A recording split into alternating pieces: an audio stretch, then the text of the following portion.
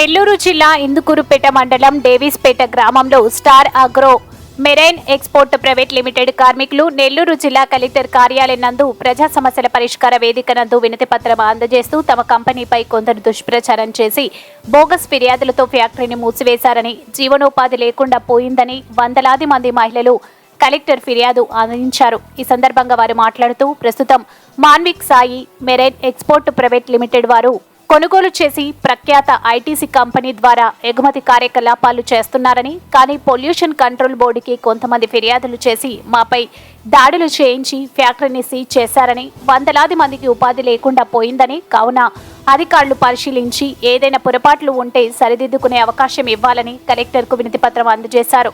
ఈ కార్యక్రమంలో వందలాది మంది కార్మికులు, ఉద్యోగులు పాల్గొన్నారు.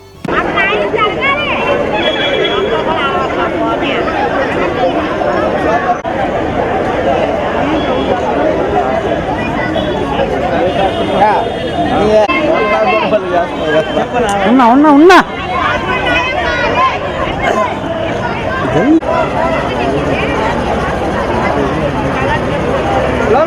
న్యాయం కావాలి, న్యాయం కావాలి.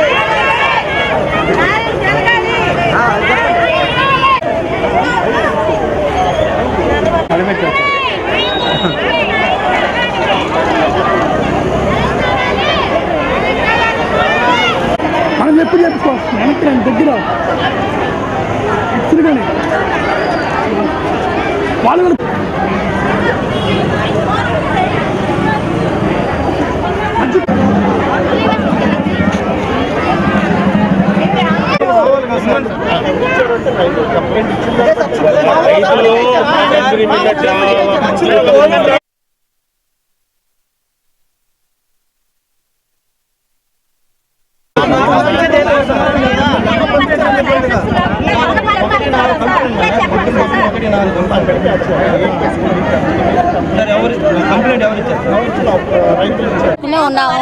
మాకు వర్క్ లేదు ఇప్పుడు, అదే మాకైతే వర్క్ లేదు. మాకు 12 రోజుల నుంచి మేము ఫ్యాక్టరీలో బతికే వాళ్ళం. వర్క్ లేకపోతే మేము ఎలా చేయాలి? మాకు శాలరీ తీసుకుని ఏం చేయాలి మనం? మాకైతే వర్క్ కావాలి, మాకు న్యాయం కావాలండి. అది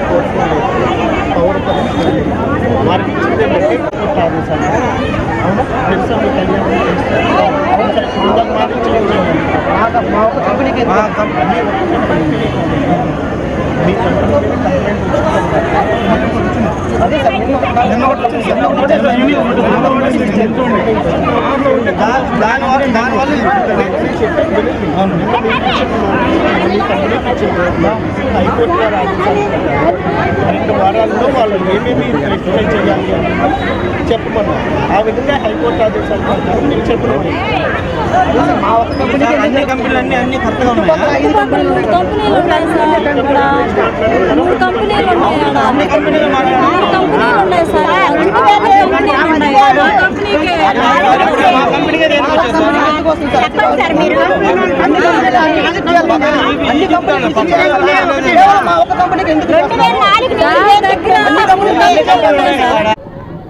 ఈ స్టార్ అగ్రోకెమ్ వారి మీద పక్కనుండే రైతులు కంప్లైంట్ ఇచ్చున్నారు జూలైలో. ఆ కంప్లైంట్ని అనుసరించి ఇన్స్పెక్ట్ చేసి వారికి షోకాజ్ నోటీస్ ఇవ్వడం అయింది. షోకాజ్ నోటీస్ తర్వాత వాళ్ళు రెక్టిఫై చేశాము అని రిప్లై ఇచ్చారు. ఫర్దర్గా మళ్ళీ కంప్లైంట్ వచ్చింది. కంప్లైంట్ ఇచ్చిన తర్వాత కూడా